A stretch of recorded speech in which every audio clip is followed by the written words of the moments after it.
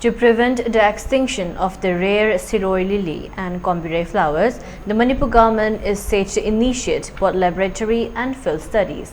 This announcement was made by Dr. D. Brajakumar, Director of Environment and Climate Change, during the observance ceremony of the International Day of Biological Diversity held at the State Botanical Garden, Kongampat.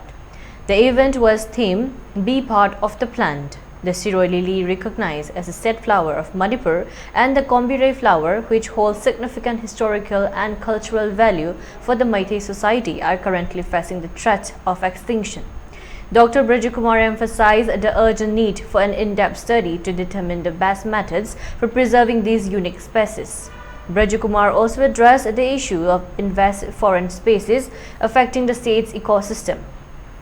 The department has begun assessing the impact of this foreign flora and fauna and is working towards documenting Manipur's rich biodiversity, which includes species from the Himalayan and Indo-Burma biodiversity hotspots. However, many of these endemic species are now endangered.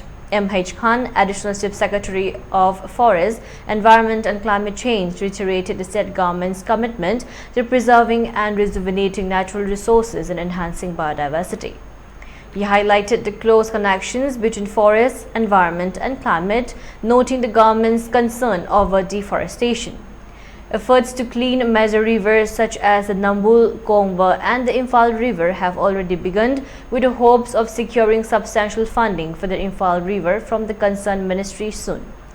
Manipur Siroi lily, Combire flower, biodiversity, environmental preservation, invasive species, laboratory studies, field studies, Meitei Society, International Day of Biological Diversity, State Botanical Garden, deforestations, river cleaning, natural resources rejuvenation.